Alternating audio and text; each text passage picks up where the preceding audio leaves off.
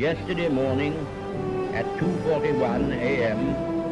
at General Eisenhower's headquarters, General Jodl, the representative of the German High Command, and of Grand Admiral Dönitz, the designated head of the German state, signed the act of unconditional surrender of all German land, sea, and air forces in Europe to the Allied expeditionary forces and simultaneously to the Soviet High Command. Hostilities will end officially at 1 minute after midnight tonight, Tuesday, the 8th of May. We may allow ourselves a brief period of rejoicing